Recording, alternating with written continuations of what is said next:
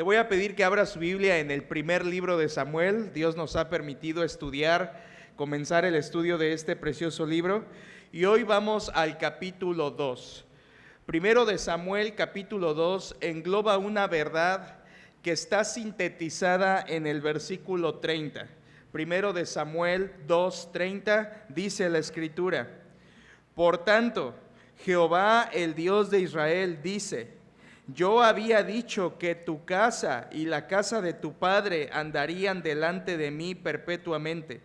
Mas ahora ha dicho Jehová: Nunca yo tal haga, porque yo honraré a los que me honran, y los que me desprecian serán tenidos en poco.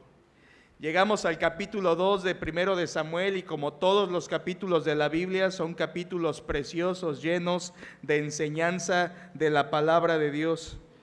En este capítulo 2 de primer libro de Samuel, vamos a aprender acerca de dos familias que nos enseñan la importancia de honrar a Dios.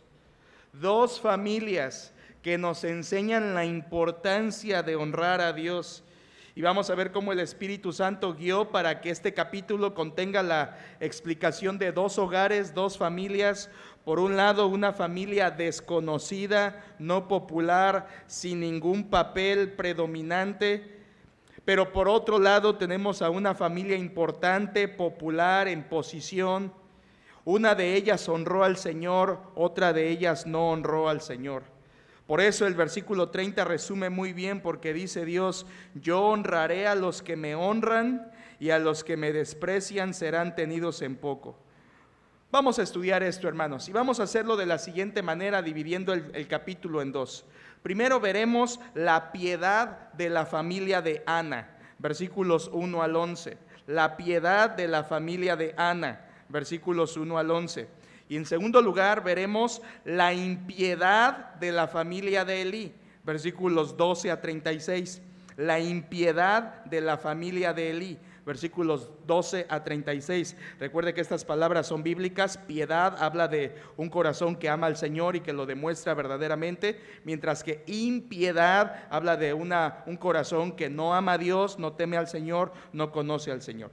Vamos a ver de estas dos familias. Una honró al Señor, la otra no. Hermanos, desde ahora se los digo, todos estamos en una de estas dos familias. O estamos honrando al Señor, o estamos deshonrando al Señor. Así que este es un tema que tiene que ver mucho con la familia. Dios permita que este capítulo nos ayude a ser motivados a honrar a Dios en nuestra familia. Comencemos con el primer punto. Número 1, la piedad de la familia de Ana.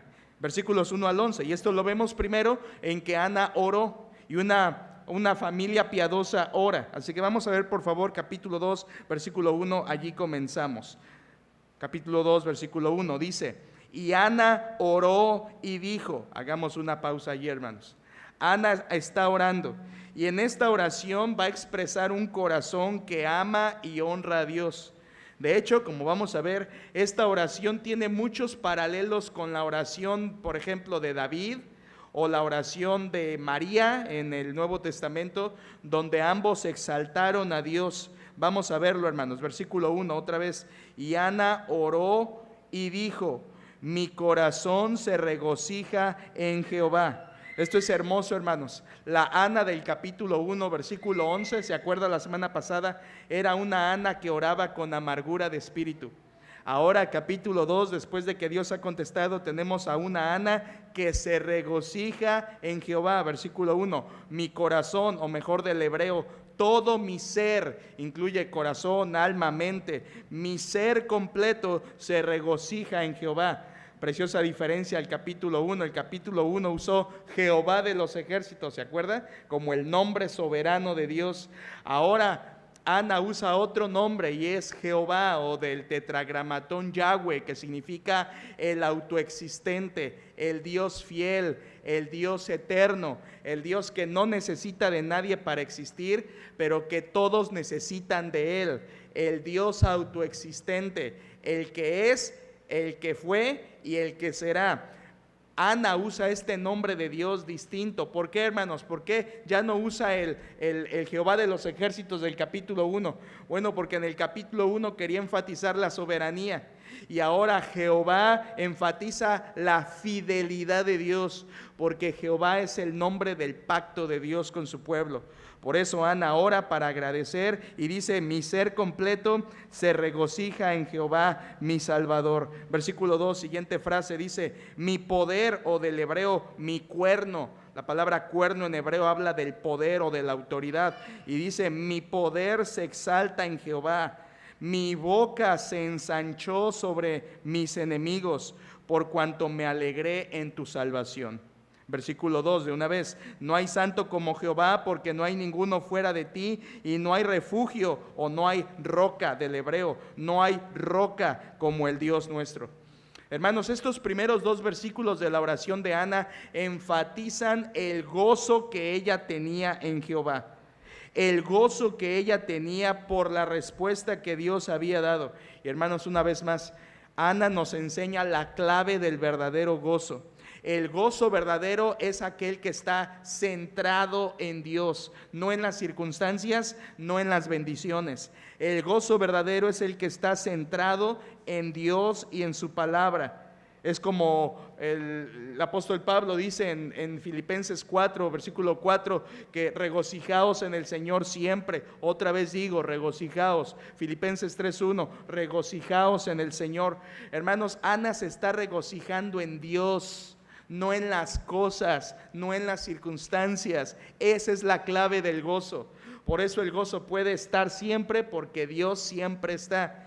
Y vean, hermanos, qué importante es esto. En toda la oración de Ana nunca menciona al hijo, nunca menciona a Samuel. ¿Por qué? Porque su gozo no estaba en haber tenido a Samuel, su gozo estaba en el Señor que le había dado a Samuel. Y esa es la clave del gozo, hermanos, que nos mantengamos centrados pensando en Dios, pensando en lo que Él es y en lo que Él ha hecho por nosotros. Eso nos lleva a tener verdadero gozo. Y aun cuando Dios nos responda a nuestras peticiones y Dios nos llene de bendiciones, nuestro gozo no lo debemos poner en las bendiciones, hermanos.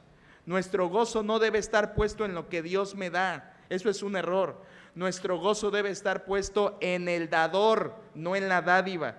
Nuestro gozo debe estar puesto en Dios, no en las bendiciones de Dios. Es como Pablo le dice a Timoteo en primera carta, capítulo 6, a los ricos de este siglo: manda que no sean altivos ni pongan su esperanza en las riquezas, las cuales son inciertas, sino en el Dios vivo. Pablo le está diciendo que los ricos no se gocen en el dinero, se gocen en el Señor. Y así es con nosotros, hermanos. Dios nos da gozo cuando nos centramos en Él. Ana estaba gozosa por Dios, por la salvación que Él le daba, no por el hijo que le había dado. Ahora, hermanos, ella lo alaba. Versículo 2, como vimos, él dice: no hay santo como Jehová, no hay nadie como nuestro Dios. Él es roca. Versículo 2, por eso le dice roca, mi refugio, hermanos, porque Dios no nos falla. Dios siempre es fiel. Dios nunca nos va a fallar. Por eso nuestro gozo está seguro en Él. Imagínalo, nunca nos falla, nunca nos falta. Por eso podemos tener nuestro gozo fundado en Él. Sin embargo, a partir del versículo 3, Ana, de hablar del gozo, comienza a hablar ahora de la justicia de Dios. Vea versículo 3. No multipliquéis palabras de grandeza y altanería. Cesen las palabras arrogantes de vuestra boca, porque el Dios de todo saber es Jehová, y a Él toca pesar las acciones. Este versículo, hermanos, es una advertencia contra la arrogancia. Ana está diciendo: no multipliques palabras de grandeza, o sea, no hables como soberbio, no te ensoberbezcas delante de Dios, deja de hablar arrogantemente. Sin duda, hermano, estoy seguro que Ana en este versículo tiene en mente ¿a quién cree? A Penina. Penina era la mujer que le había estado siendo su rival y haciendo la vida de cuadritos. Y Penina había estado con arrogancia, pero ahora Dios había bendecido a Ana y por eso ella habla de la justicia de Dios. Es como dice Santiago 4:6, Dios resiste a los soberbios, pero da gracia a quienes. a los humildes. Entonces Ana está en su mente pensando en Penina y dándole gracias a Dios por su justicia. Versículo 4 y 5, mírelo. Los arcos de los fuertes fueron quebrados, o mejor dicho, hechos pedazos. Y los débiles se ciñeron de poder. Una vez más, tiene en mente a Penina y a ella. Versículo 5, los saciados se alquilaron por pan y los hambrientos dejaron de tener hambre. Aquí Ana está describiendo la justicia de Dios, cómo Dios bendijo al hambriento y juzgó al arrogante. Hermanos, esta verdad está en toda la Escritura.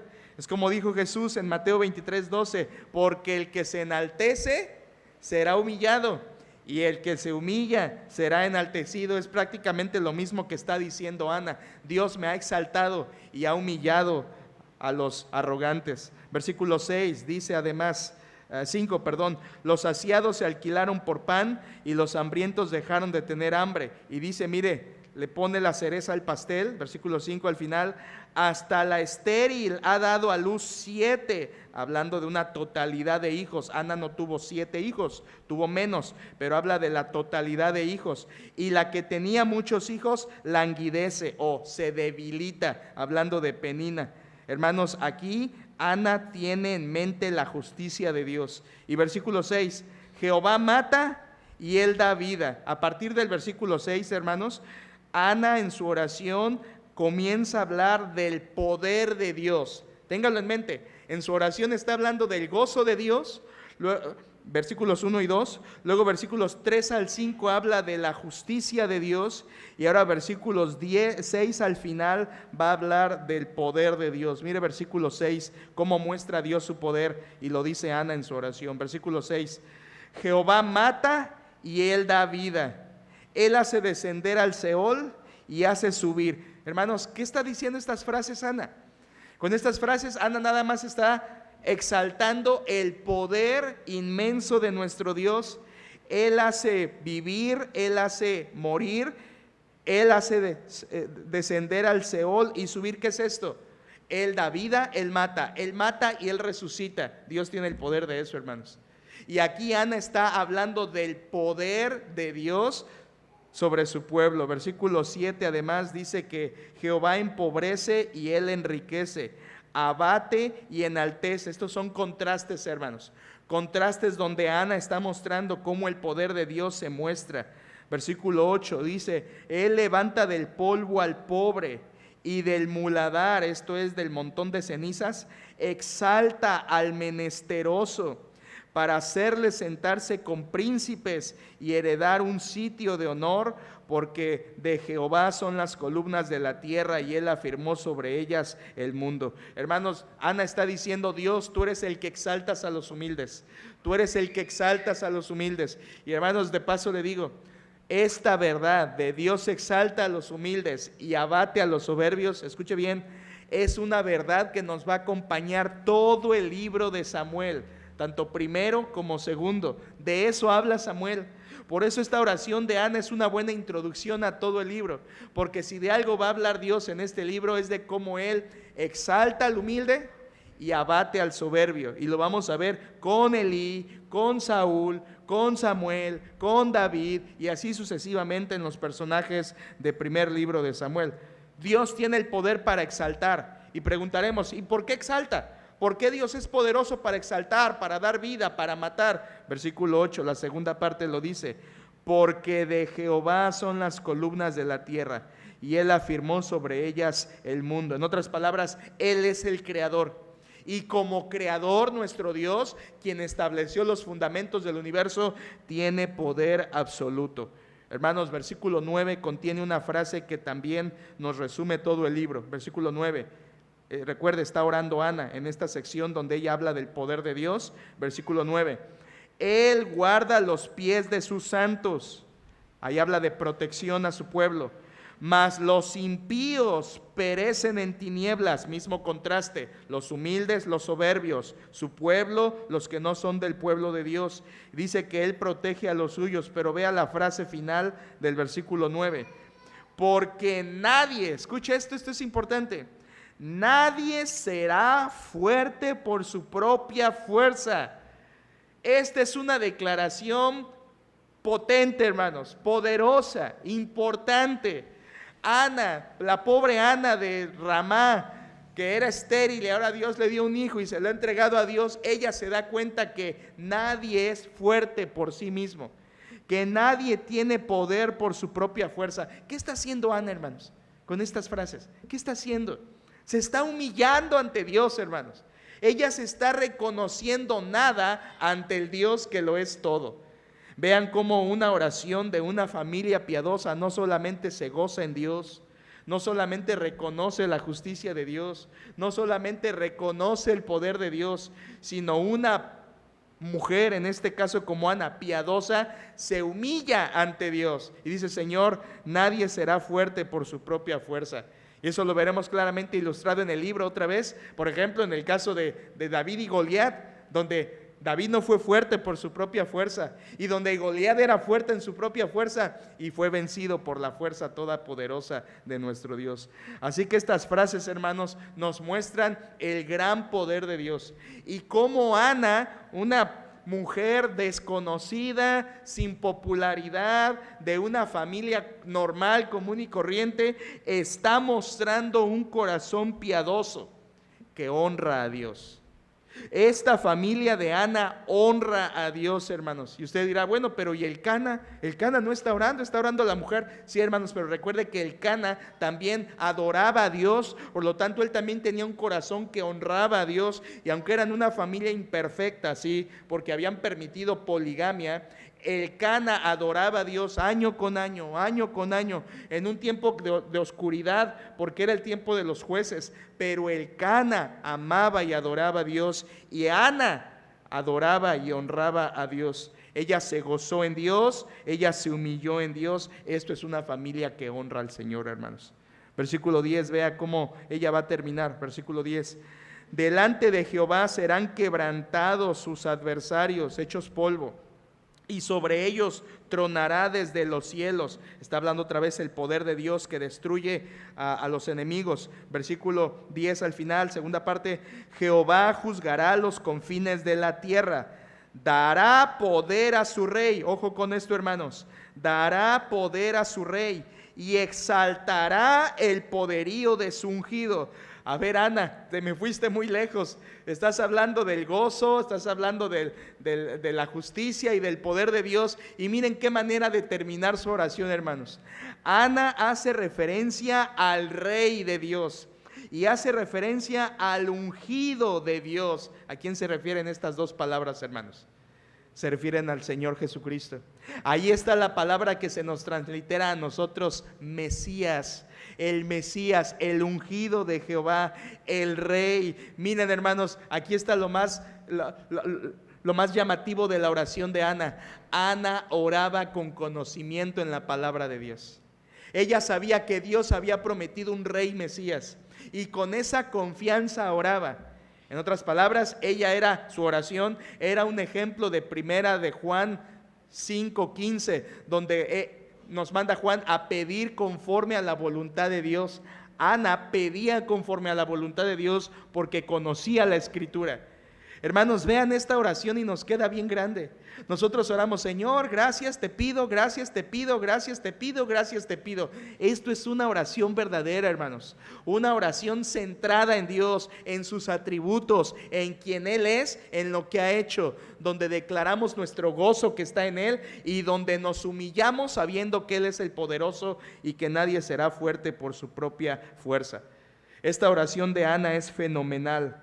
Esta oración de Ana demuestra, hermanos, que ella conocía la palabra de Dios. Era una mujer devota verdaderamente, de amor, de gozo en el Señor, por eso lo honró. Aquí les tengo una aplicación, hermanos, y es muy importante, piénselo. La manera y la frecuencia en que una familia ora determina si esa familia honra a Dios o no. Por favor, escúchelo. La manera y la frecuencia en que una familia ora determina si esa familia honra o no honra al Señor. Ana honró a Dios porque oró. Oró en el capítulo 1, oró en el capítulo 2 y era una oración donde honraba al Señor y por supuesto, como dije, el Cana respaldaba esa oración. Y aunque eran, otra vez lo digo hermanos, para que no nos desequilibremos, y aunque eran una familia imperfecta, honraron a Dios y Dios se agradó en ellos. ¿Cómo lo sabemos? Porque les dio un hijo. Versículo 11, vean cómo termina esto. Versículo 11, y el Cana se volvió a su casa en Ramá. Esta es la misma Ramataim del versículo 1 de capítulo 1. De aquí en adelante se le va a llamar Ramá en vez de Ramataim, por abreviar. Versículo 11, y el Cana, el esposo de Ana, se volvió a su casa en Ramá, y el niño ministraba a Jehová delante del sacerdote Elí. ¿A qué niño se refiere, hermanos? A Samuelito, que se acuerda que estuvo con su mamá más o menos hasta los 3 años, y de 3 años lo llevó al tabernáculo en Silo y lo entregó a Jehová. Capítulo 1 versículo 28, yo pues lo dedico a Jehová para que le sirva, y lo dejó ahí de unos 3 añitos, y dice la Biblia que él desde niño comenzó a ministrar al Dios fiel que le había enseñado su mamá, delante del sacerdote Elí. Aquí Samuel comienza su ministerio, hermanos. Una aplicación a nuestras vidas. Por favor, escucha. Si Dios te ha dado hijos o te dará hijos, escucha esto. No pongas tu gozo en tus hijos. El gozo debe estar puesto en Dios.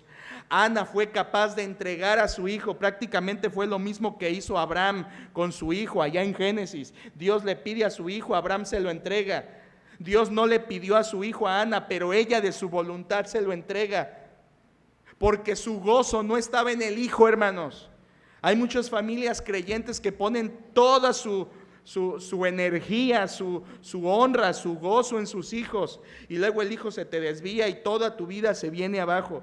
Pon tu gozo en Dios, no lo pongas en tus hijos. Gracias a Dios por los hijos, son una bendición, pero nuestro gozo debe estar puesto en el Dios fiel que no cambia. Amén. En Él debe estar puesto nuestro gozo. Por supuesto, una madre sumisa dará a luz un hijo obediente como lo fue Samuel. Y en esos casos es una familia que honra a Dios. Aquí vimos en estos 11 versículos cómo la piedad de la familia de Ana mostró honrar a Dios. Ella se gozó en Dios, reconoció y se humilló ante Dios y entregó a su hijo. Pero hermanos, las cosas cambian tanto como de luz a tinieblas, como del día a la noche. Número 2, vamos a ver la impiedad de la familia de Elí. Versículos 12 al 36. La impiedad de la familia de Elí. Vean cómo cambia todo. Versículo 12. Y aquí comenzamos con cosas negativas de pecado. Versículo 11. Los hijos de Elí eran hombres impíos y no tenían conocimiento de Jehová. Este versículo, hermanos, es clave.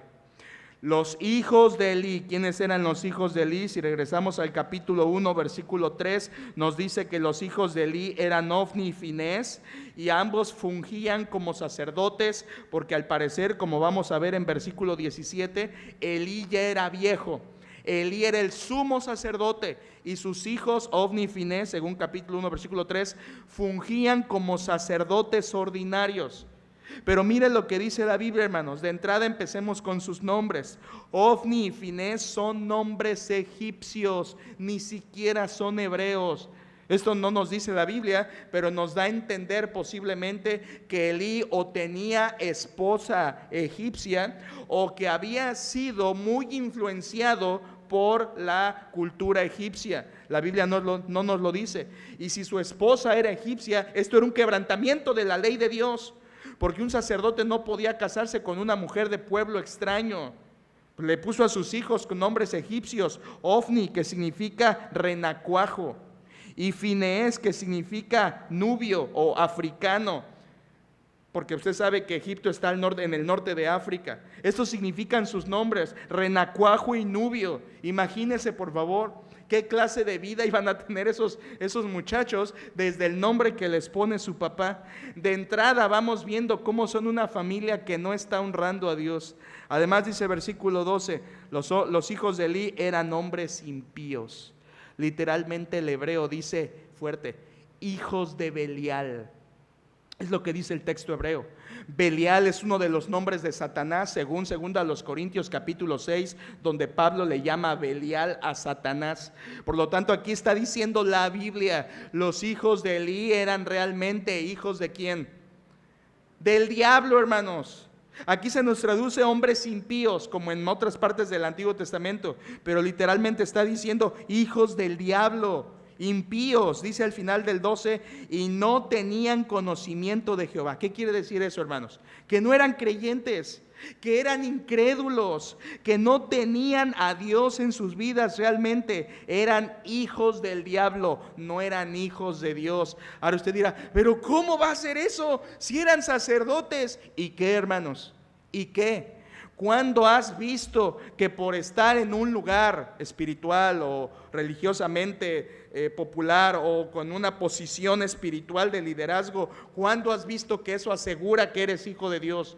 Nunca, eso no pasa, hermanos. Estos dos hombres eran sacerdotes de toda la nación y Dios dice, son hijos de Belial, son incrédulos, son hijos del diablo, eran impíos. Y tú dirás, oye, está siendo demasiado fuerte con el pobre renacuajo y su hermanito. Hermanos, veamos de qué se trataba su impiedad, ¿de acuerdo? ¿Por qué la Biblia les llama así? Versículo 13, mire por favor lo que hacían estos chiquitines. Versículo 13, que ya eran grandes. Versículo 13, y era costumbre de los sacerdotes, o sea que no lo había mandado Dios, no era de la ley, era una costumbre. Y era costumbre de los sacerdotes, estos dos hombres, con el pueblo, que cuando alguno ofrecía sacrificio, esto es del pueblo, venía el criado del sacerdote, de ellos dos, mientras se cocía la carne, trayendo en su mano un garfio, esto es como un tenedor grandote, de 3 dientes. Versículo 14, y lo metía en el perol, esto es el sartén o la parrilla, en la olla, en el caldero o en la marmita, esto es una olla para cocinar. Y todo lo que sacaba el garfio, el sacerdote, esto es Ofni y Finés, lo tomaba para sí. Fíjese, de esta manera hacían con todo israelita que venía a Silo. Y usted dirá, ¿y qué de malo tenía? Pues iban y sacaban su mochada, ¿verdad? De la ofrenda. ¿Qué de malo tenían? ¿Cuál era el problema? ¿Dónde estaban haciendo mal Ofni y Finés? Bueno, hermanos, es que esa costumbre, como le llama el versículo 13, era realmente robar a las ofrendas de Jehová. Ellos estaban robando de la porción que la gente del pueblo, bien intencionada, que quería adorar a Dios, traían sus ofrendas. Y cuando algunas de esas ofrendas se cocían, se estaban cociendo, ellos mandaban al criado y le decían, saca lo más que puedas, lo que saques con el trinche, lo que saques con ese tenedor grande es mío. Hermanos, ellos estaban quebrantando la ley.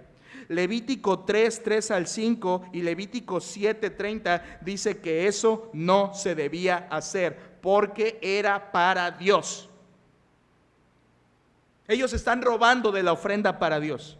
Es como si yo dijera, hermanos, al acabar el culto, cada culto que vengan, echen su ofrenda y al acabar yo voy a meter mi mano y lo que saque mi mano ya es mío, hermanos. Y háganle como quieran. Es lo que estaban haciendo estos hombres. Estaban robando lo que Dios había prohibido, era una ofrenda para Dios. Incluso Levítico 7:22 al 26 prohibía y decía la ley, quien esto haga debe morir. Escucha, hermano, Levítico 7:25 dice que quien hiciera esto debía morir. Ahora, ¿cuál era el problema, hermanos? Vean, por favor, hay algo más que nos dice, versículo 15. Versículo 15 dice, asimismo, antes de quemar la grosura, esto es el gordito, la grasa, venía el criado del sacerdote y decía al que sacrificaba, da carne que asar para el sacerdote, porque no tomará de ti carne cocida, sino cruda. Versículo 16, y si el hombre le respondía, quemen la grosura primero y después toma tanto como quieras, él respondía, no, sino dámela ahora mismo, de otra manera yo la tomaré por la fuerza. En otras palabras, hermanos, cuando iba el criado a robar, era para quitar la parte de la grosura, esto es de la grasa. Ahora, el robo era peor, porque no solo estaban robando de la ofrenda, sino se querían llevar la grosura. Y tú dirás, ¿y qué tiene que se lleven el cuerito? Pues es lo más rico, ¿no? Qué delicioso el cuerito del animal, es lo más rico. Es que Dios había dicho que esa parte era exclusiva para Dios. Nadie podía, y esto estaba establecido en la ley, hermanos, nadie podía tomar de la grosura, porque la grosura era para Dios. Ellos obviamente lo hacían robándola antes de quemarla, porque ya quemada la grasa se consumía, así que ellos la querían cruda, robaban crudo para quedarse con la grasa y poderla comer. Ellos le estaban robando a Dios. ¿Se fija por qué eran hijos de Belial, hijos del diablo, incrédulos, sin conocimiento de Jehová? Eran hombres corruptos. Imagino, hermanos, la gente en Israel iban a Silo para, según ellos, adorar a Dios, y se encontraban con los corruptos Ofni y Finés que les robaban de sus ofrendas. Esto le da un grado más de honor a Elcana y Ana, quienes, sabiendo esto, aún así adoraban a Dios año con año, siendo fiel a Dios, porque el pueblo lo sabía, como lo vamos a ver. Versículo 17, usted dirá, ¿y esto le agradó a Dios? ¿A poco Dios estaba tan enojado porque le robaran carnita y grasita? ¿A poco el pecado era tan grave? Pues nada más les quitaban, era para comer. Vean, hermanos, vean lo que dice el 17, la evaluación de Dios. Era pues muy grande delante de Jehová el pecado de los jóvenes, porque los hombres menospreciaban las ofrendas de Jehová. Esa palabra del hebreo menospreciaban más bien significa faltaban al respeto o irreverencia. En otras palabras, hermanos, por causa del robo de estos dos hombres perversos, el pueblo comenzaba a menospreciar o a faltarle el respeto a Dios y a las ofrendas, a decir como que pues, no es tan importante, al cabo nos van a robar.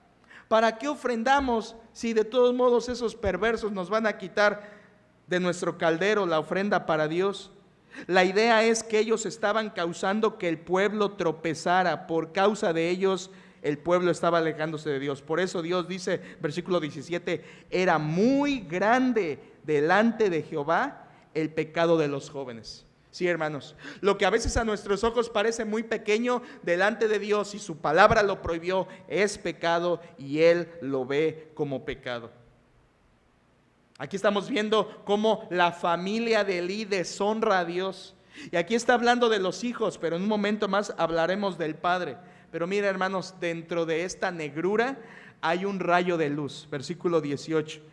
Del Espíritu lo pone ahí para darnos un poco de esperanza. Versículo 18. Y el joven, ya no es un niño, y el joven Samuel ministraba en la presencia de Jehová vestido de un efod de lino. Aquí tenemos un oasis en medio del desierto de pecado, y nos dice que Samuel, ya joven, ministraba con un efod de lino. Esto es, hermanos, como un chaleco sin mangas que se coloca por la cabeza y cae por enfrente y cae por atrás. Era una vestimenta muy común entre los levitas. Y recuérdelo, Samuel era levita, según 1 de Crónicas 6, 22 al 28. Y Samuel con eso estaba honrando a Dios, vestido como levita, sirviendo como levita, honrando en ese momento de su vida de joven a Dios. Ahora yo quiero aquí empezar a hacerle pensar, ¿dónde estaba creciendo Samuel, hermanos? ¿Dónde estaba creciendo Samuel? ¿Quién era su tutor? ¿En qué hogar estaba creciendo? No estaba creciendo con sus papás. Lo habían dejado en el tabernáculo en Silo. ¿Quién lo estaba creciendo? ¿Quién, hermanos? Piénselo, por favor. Y ahorita vamos a ver la poderosa aplicación que nos enseña esta verdad de la palabra de Dios. Samuel está creciendo. Todos tenemos hijos o como los de Elí o como los de Ana. Todos tenemos hijos al estilo Ofni y Finés, renacuajo y todo, o tenemos hijos al estilo pedido a Jehová, Samuel. Un rayo más de esperanza, versículo 19, la adoración continúa. Mire, la adoración de la familia de Ana, versículo 19, y le hacía a su madre una túnica pequeña y se la traía cada año cuando subía con su marido para ofrecer el sacrificio acostumbrado. Pues claro, si antes subían cada año para adorar, ahora la mamá pues va a subir mucho más, ¿verdad? Con más razón a ver a su hijo, porque quería ver a Samuel y dice que año con año le llevaba una túnica, esto es la ropa que iba debajo del efod, entonces era la ropa interna que caía hasta las rodillas. Dice que su mamá le llevaba esa ropa. ¿Por qué, hermanos? ¿Por qué le llevaba ropa? Porque era su hijo y quién más lo iba a ver por él. Sí, hermanos, esto nos muestra el amor de Ana por su hijo. El amor de Ana por su hijo, le llevaba ropa, pero escuche muy bien, el énfasis no está en su amor por él.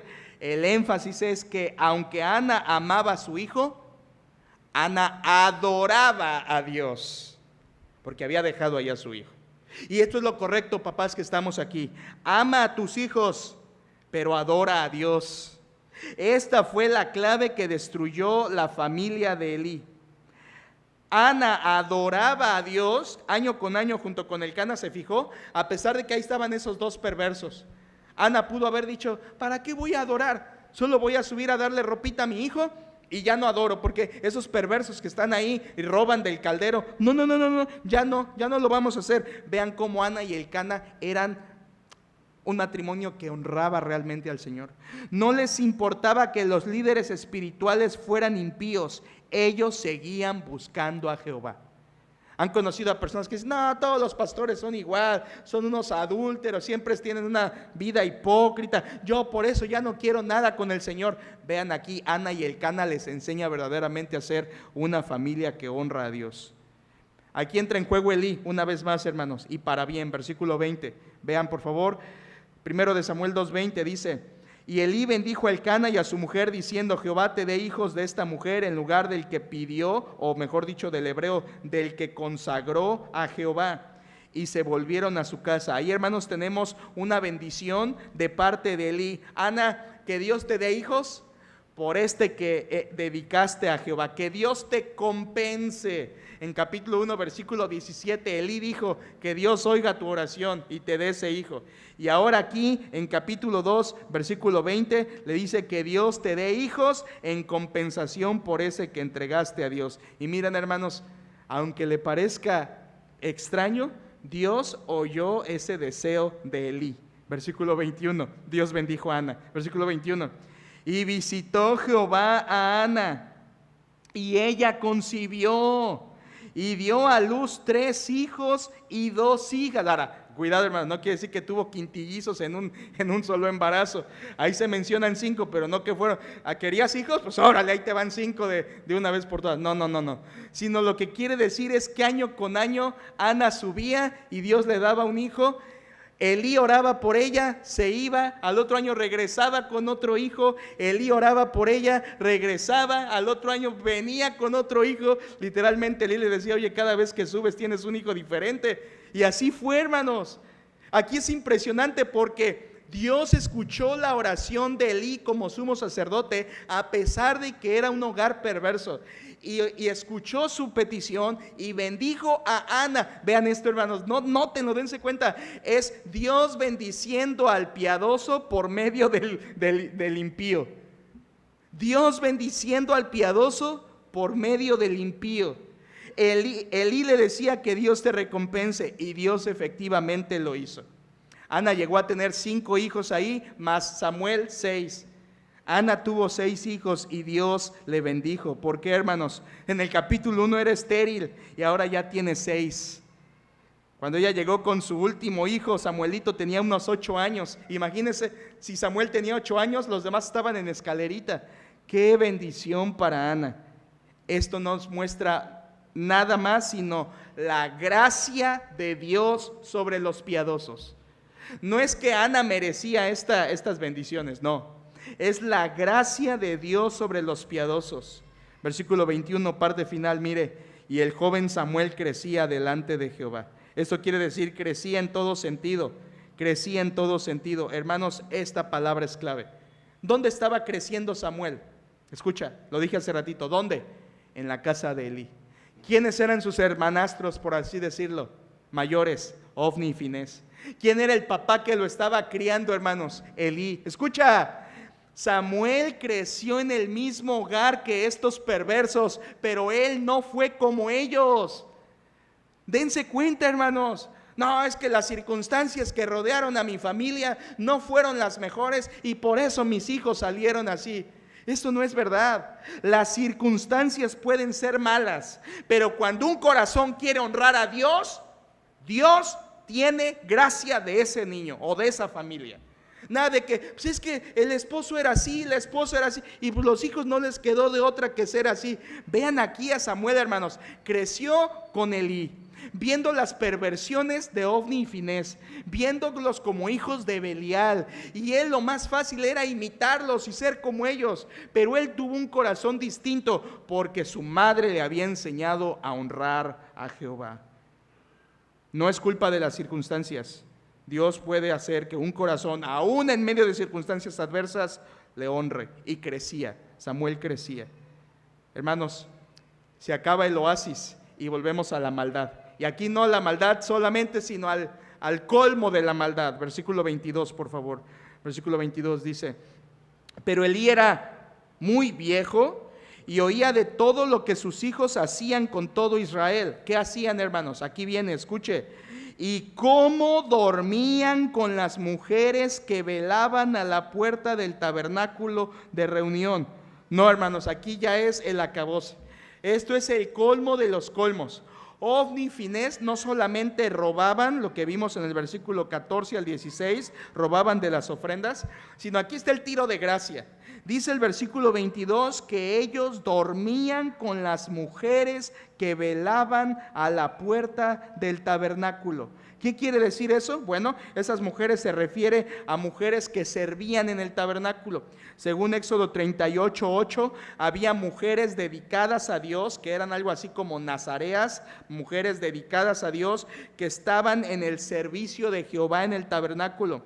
Y aquí vemos que estos perversos hijos de Belial, versículo 22, estaban fornicando con ellas. Así de grande era el pecado de estos dos perversos.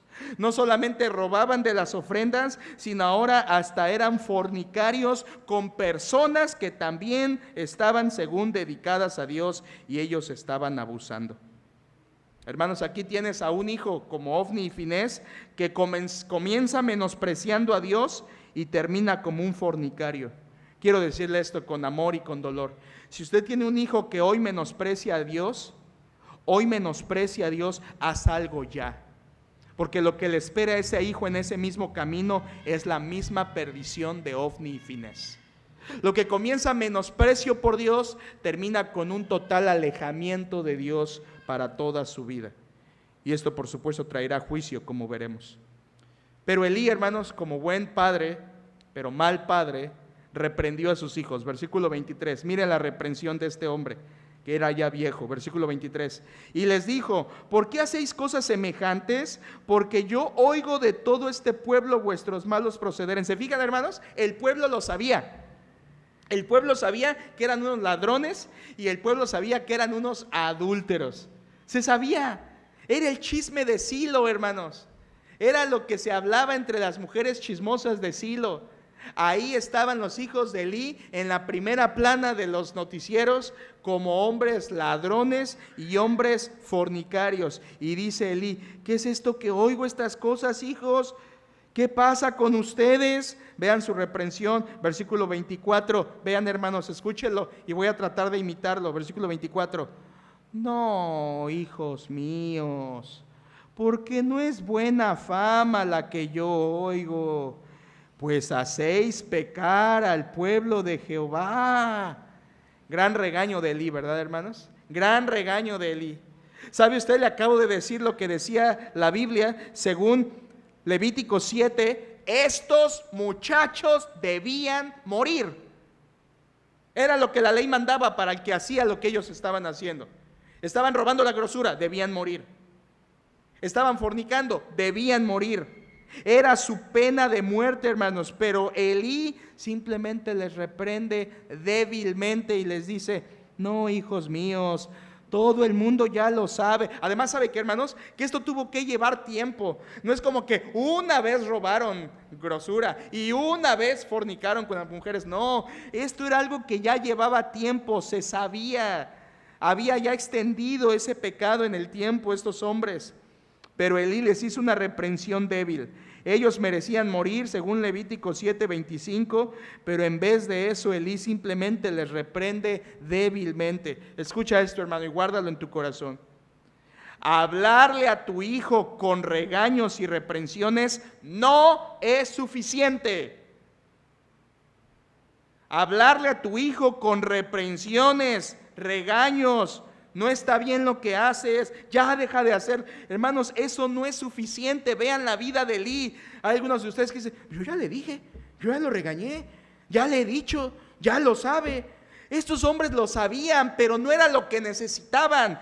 Dios había mandado aplicar una disciplina a ellos y Elí no lo estaba haciendo. Así que no basta con reprensiones y regaños a los hijos. Primero de Samuel 3:13 después nos va a decir que Elí no estorbó a sus hijos. No los estorbó. Pudo haber hecho algo más para combatir su pecado y no lo hizo.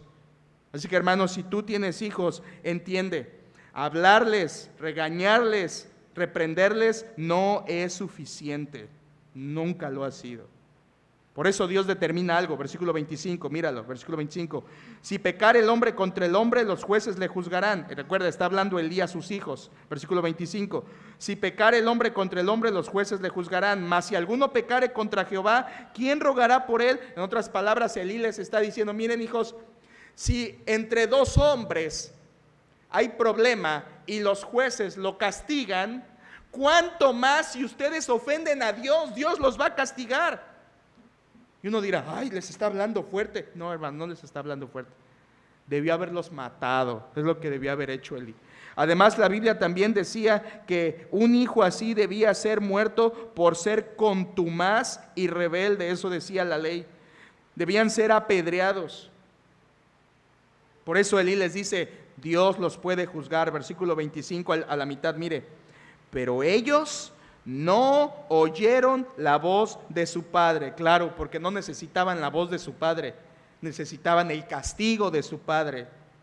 Y mira al final, porque Jehová había resuelto hacerlos morir.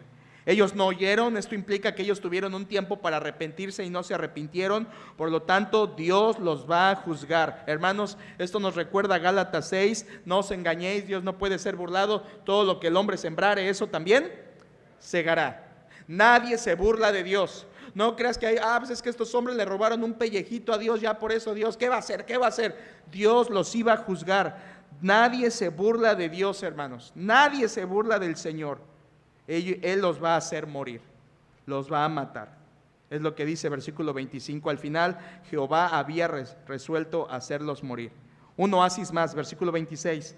Y el joven Samuel iba creciendo y era acepto delante de Dios y delante de los hombres. Vean, hermanos, cómo el Espíritu Santo guía para entretejer las dos familias. Las va entretejiendo. Por un lado, la familia de Ana honra al Señor. Por otro lado, la familia de Elí deshonra al Señor. Y ahí tienes las dos historias entremezcladas. Aquí dice versículo 26 que Samuel seguía creciendo. Y además dice que era acepto ante los ojos de Dios y los hombres. Esto nos recuerda a Proverbios capítulo 3, ¿verdad? Hijo mío, no te olvides de mi ley, tu corazón guarde mis mandamientos. Y dice al final, porque largura de días y años de vida te dará y serás acepto delante de Dios y de los hombres. Era lo que le estaba pasando a Samuel. Qué contraste con Ofni, Finés y Samuel. Versículo 27, hermanos, al final es una profecía de un profeta que vino. Les voy a pedir que me acompañen en esta sección final. Versículo 27 dice, y vino un varón de Dios a Elí. No sabemos el nombre de este varón, era un profeta desconocido para nosotros, conocido para Dios, no sabemos quién era. Versículo 27, y vino un varón de Dios a Elí y le dijo, aquí viene la profecía, así ha dicho Jehová, ¿no me manifesté yo claramente a la casa de tu padre cuando estaban en Egipto en casa de Faraón? En otras palabras, no tuve yo la iniciativa de escoger a tu familia ¿Recuerdan? Aarón fue el primer sacerdote tomado por Dios y él tenía el privilegio de su familia ser el linaje de sacerdotes. Por lo tanto, el profeta de Dios está yéndole a decir a Elí, mira, recuérdalo. Dios te escogió a ti y a tu familia. Dios tomó la iniciativa para que fueras sacerdote. Versículo 28 se lo enfatiza. Versículo 28.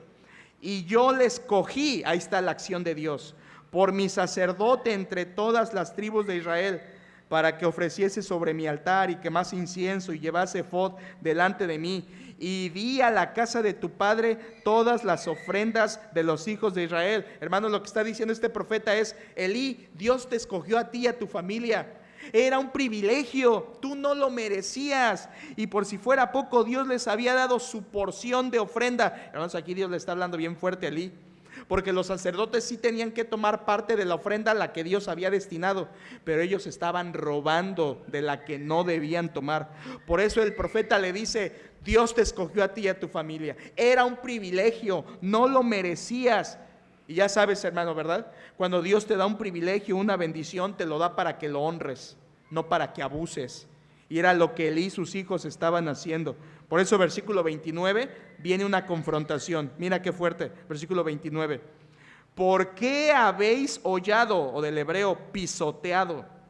¿Por qué habéis pisoteado mis sacrificios y mis ofrendas que yo mandé ofrecer en el tabernáculo? Escucha, hermanos, y has honrado a tus hijos más que a mí. Ven como el punto del capítulo es de honra, y has honrado a tus hijos más que a mí, engordándoos de lo principal de todas las ofrendas de mi pueblo Israel. Hermanos, esto es tremendo. El profeta confronta a Elí y fíjense, hermanos, no le dice, Elí, tus hijos están engordando, Elí, tus hijos están pisoteando. No, ¿se fijaron?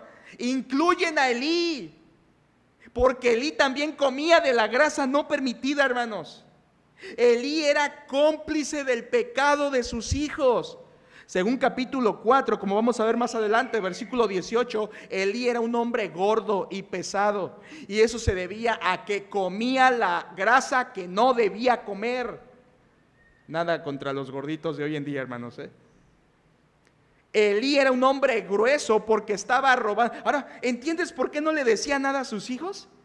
¿Entiendes por qué no los castigaba? Pues porque él mismo era cómplice del pecado de ellos. ¿Con qué autoridad moral los iba a castigar?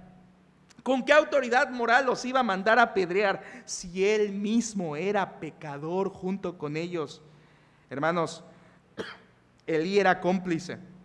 Elí era cómplice. Esto era una mafia familiar. Es lo que era. Según Deuteronomio 21, 18 al 21, personas así debían morir, ser apedreados. Escucha esto, una enseñanza para nosotros. Si los padres no hacemos nada contra el pecado de los hijos, somos cómplices de ese pecado. ¿Escuchaste eso? Si sabemos que nuestros hijos andan mal, si sabemos que están en pecados, que están deshonrando a Dios, y como padres nos quedamos mirando, somos cómplices de su mismo pecado. Algunos padres deberían haber juzgado a sus hijos si están como Elí, cobijándolos en su casa, permitiéndoles el pecado, contaminándose él también del pecado. Elí no disciplinó a sus hijos, hermanos, y escúchalo por favor, papás que estamos aquí, mamás. No disciplinar a tus hijos es ser cómplice de su pecado. 3:13 nos va a decir que Elí no los estorbó. Si no estorbas a tus hijos, los estás honrando más a ellos que a Dios. Y es lo que dijo Dios por medio de este profeta. Has honrado, versículo 29, a tus hijos más que a mí. Hermanos, ¿a quién estamos honrando más? ¿A quién estamos honrando más? Aquí tenemos las dos diferentes familias. ¿Ya te fijaste la gran diferencia? Elí honraba más a sus hijos que a Dios. ¿Y Ana? Ana honró más a Dios que a su hijo. ¿Ya viste la diferencia del capítulo? El punto está en quién estás honrando. ¿A quién estás honrando? ¿A quién estás honrando? Si honras a un hijo, es idolatría. Si honras a Jehová, Dios bendecirá tu vida como bendijo la de Ana. Y vienen las consecuencias, destitución, versículo 30.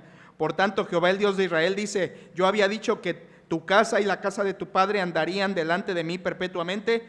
Esto fue un juramento que Dios hizo a Aarón cuando comenzó a ser sacerdote, según Éxodo 29:9. Dios hizo un pacto perpetuo con su familia. Pero dice versículo 30: mas ahora ha dicho Jehová: nunca yo tal haga, porque yo honraré a los que me honran y los que me desprecian serán tenidos en poco. En otras palabras, Elí, yo estoy honrando a Ana porque ella me honró, pero a ti te voy a despreciar y a tener en poco, porque tú me has despreciado a mí. En otras palabras, lo que Dios le está diciendo a Elí es: te voy a quitar del sacerdocio. Te voy a quitar del sacerdocio. No vas a estar más por haber honrado a tu familia. Destituido del sacerdocio. Versículo 31. He aquí vienen días en que cortaré tu brazo y el brazo de la casa de tu padre. Esto habla de la descendencia. De modo que no haya anciano en tu casa. Dios iba a cortar con la familia de Elí. Eso era no solo destitución, sino además sin descendencia. Aquí tienes el juicio. Elí, por tu pecado, te quedas sin sacerdocio, te quedas sin descendencia. Además, versículo 32, ahí no paró. Versículo 32, verás tu casa humillada, mientras Dios colma de bienes a Israel. Esto así fue. En el capítulo 4, Elí vio su casa humillada, mientras Dios colmaba de bienes a Israel. Y en ningún tiempo habrá anciano en tu casa. Esto es, Dios lo va a humillar. Versículo 32, verás tu casa humillada. ¿Cómo lo iba a humillar? Versículo 33, el varón de los tuyos que yo no corte de mi altar será para consumir tus ojos y llenar tu alma de dolor, y todos los nacidos en tu casa morirán en la edad viril.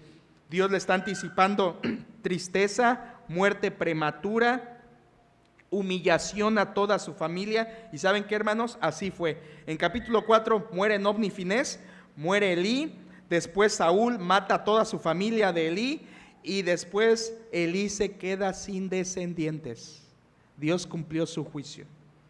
Dios lo humilló. Versículo 34, por favor. ¿Querías una señal, Elí? Versículo 34. Y te será por señal esto que acontecerá a tus dos hijos, Ofni y Finés, ambos morirán en un día. Esa es la señal de que Dios iba a cumplir todas esas consecuencias. Versículo 35. Aquí viene: no solamente te voy a destituir y a humillar, sino te voy a sustituir. Versículo 35. Y yo me suscitaré un sacerdote fiel. Tú no lo eres, Elí. Que haga conforme a mi corazón. Esto es, como David, que era conforme a su corazón, alguien que haga su voluntad. Dice: un sacerdote fiel que haga conforme a mi corazón y a mi alma, y yo le edificaré casa firme. No serás tú, Elí, y andará delante de mi ungido todos los días. Bueno, hermanos, aquí Dios dice que él iba a suscitar o a levantar, del hebreo, a un sacerdote fiel en lugar de Elí. ¿Quién fue ese sacerdote? Y usted dirá: pues es Samuel. Bueno, no puede ser Samuel, hermanos. Aunque Samuel fue un siervo de Dios que continuó y que vino a ocupar el lugar de Elí en un sentido, no puede ser Samuel, no puede ser David, porque dice ahí: yo le edificaré casa firme y andará delante de mi ungido todos los días. Esa palabra ungido es la misma palabra del mismo capítulo 2, versículo 10, cuando Ana habla del Mesías. Por lo tanto, aquí el profeta le está diciendo de parte de Dios a Elí: te voy a quitar a ti y voy a poner un sacerdote que esté con el Mesías. ¿Quién fue ese sacerdote? Bueno, mejor dicho, ¿quién será ese sacerdote? Según Ezequiel 44 y 48, será Sadoc. Sadoc no fue descendiente de Elí, sino de una familia distinta, de los levitas. Él fue el sacerdote durante el tiempo del reinado de Salomón, y según Ezequiel 44 y 48, Sadoc será el sumo sacerdote durante el reino milenial. A ver, solamente 30 segundos para aclarar esto. Estamos esperando la venida de Cristo por nosotros, que nos arrebate y nos lleve al cielo. Cuando Él nos arrebata, en la tierra se desatan 7 años de gran tribulación. Al final de los 7 años, Cristo vuelve en su segunda venida gloriosa con sus santos para establecer su reino terrenal, milenial, literal aquí. Durante ese reino de 1000 años, la Biblia anticipa que habrá templo, habrá sacrificios, se ofrecerán animales. Y tú dirás, bueno, ¿y por qué si ya el Cordero ya murió y ya va a estar reinando? Bueno, Ezequiel en los últimos capítulos nos dice que así será, y esto no está peleado con la Biblia. Así como nosotros hoy celebramos la Santa Cena para rememorar la obra de Cristo, así los judíos rememorarán la obra de Cristo por medio de sacrificios que ya no tendrán validez para perdón de pecados, sino solo para exaltar la obra del que ya murió por ellos. ¿Y quién cree que va a ser el sacerdote que va a estar durante el reino milenial oficiando en esta tierra? Sadoc. Así que aquí se refiere a Sadoc. Elí, tú te quitas, te vas, y Sadoc va a ser el sacerdote que va a estar delante de mi Mesías todo el tiempo. Terminamos versículo 36. Y el que hubiere quedado en tu casa vendrá a postrarse delante de él por una moneda de plata y un bocado de pan. ¿Se fijan, hermanos? Elí y sus hijos robaron comida y por juicio van a estar mendigando comida, diciéndole: te ruego que me agregues a alguno de los ministerios para que pueda comer un bocado de pan. La descendencia de Elí sería de mendigos. Conforme a su pecado tendrían su consecuencia. Robaron comida, serán mendigos. Aquí está la consecuencia a los que no honran a Dios. Hermanos, 2 familias. Una honró a Dios y fue bendecida. Una deshonró a Dios y fue juzgada. La diferencia fue que honraron a Dios. La honra a Dios. La familia de Ana, Dios la bendijo, Dios la exaltó. La familia de Elí, Dios la maldijo y Dios la juzgó. ¿Cuál fue la diferencia? Una honró a Dios, la otra no honró a Dios. Hermanos, esto tiene que ver mucho con nuestras familias. ¿Cómo está tu familia? ¿Cómo está tu familia? ¿Tu familia está honrando al Señor? ¿Tu familia está guardando pecado oculto y tú lo sabes y eres cómplice? ¿Tu familia está, aunque imperfecta, honrando al Señor, arrepintiéndose de su pecado? Por cierto, a mí me gusta pensar, por lo que veo en el texto, la Biblia no nos lo dice, pero a mí me gusta pensar que Elcana despidió a Penina una vez que Dios le dio hijos por medio de Ana. Me gusta pensar que Elcana despidió a Penina porque fue lo que hizo también el patriarca Abraham. Cuando Dios le dio un hijo, despidió a la esclava Agar y a su hijo Ismael. Me gusta pensar que hizo lo mismo Elcana porque Dios les siguió bendiciendo. Así que aunque esta familia era imperfecta, pero honró a Dios. No guardó pecados, hermanos, eran una familia cualquiera, no eran una familia importante, pero honraron a Dios. Ana tenía su gozo en Dios, se humillaba ante Dios, entregó a Dios lo más valioso, adoró a Dios. Mientras tanto, por otro lado, tristemente, la familia de Elí guardaba pecado, se mezclaba con otras naciones, robaban al Señor, fornicaban, el papá los taponeaba. Ahí tienes una familia que deshonra a Dios y las consecuencias de cada uno. Si hay aquí alguna familia que necesitamos arrepentirnos porque en algo no estamos honrando a Dios, que este capítulo te sea una advertencia de lo grave que es estar así. Arrepiéntete, honra al Señor y haz tu parte, seas Elí o seas un Ofni o un Finés, haz tu parte para honrar al Señor. Tú no puedes cambiar a tu familia, pero puedes hacer tu parte para que de tu parte honres al Señor. Porque recuerda, Dios dice: yo honro a los que me honran. Que Dios nos ayude a ser una familia como la de Ana. Y por supuesto eso no lo puedes hacer si Cristo no reina en esa familia. Si Cristo no está en ese hogar, no puedes honrar al Señor. Los hijos de Elí eran hijos de Belial porque no eran hijos de Jehová. Lo primero que tienes que ser es hijo de Dios por medio de Jesucristo. Y entonces puedes honrar ese Dios en ese hogar que Él te da. Que Dios nos ayude, hermanos. Vamos a orar. Padre, gracias te damos por esta palabra tuya. Gracias por estos 36 versículos que nos advierten y nos amonestan y ponen en la mira nuestras familias.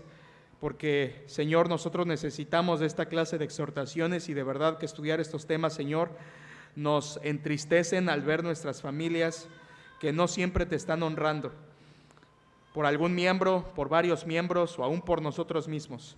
Señor, tú conoces nuestro corazón, sabes que nosotros queremos honrarte, pero en nuestra familia a veces no lo hacemos. Guíanos al arrepentimiento. Ayúdanos, Señor, a dejar de justificarnos de que es que mi esposo, es que mi esposa, es que mi hijo, es que el pasado, es que las heridas. Señor, todo eso no vale, porque en Cristo todo es nuevo. Y Samuel creció en un hogar perverso, pero él no fue perverso, porque tú estabas con él, porque el que te honra, tú lo honras, porque el que se humilla, tú lo exaltas. Señor, tú eres fiel. Nadie es fuerte por su propia fuerza. Tú abates y tú enalteces, Señor. Y por eso, Padre, queremos pedirte que nos hagas familias como la de Ana. Ayúdanos a amarte así. Y te pedimos, Señor, que si hay alguna familia que necesita venir al arrepentimiento, o alguna familia que necesita dejar de ser hijos de Belial y venir a ser hijos de Dios por medio de Cristo, que tú les guíes a esto con este capítulo. Gracias por el estudio de tu palabra. Oramos en el nombre de tu Hijo, Cristo Jesús.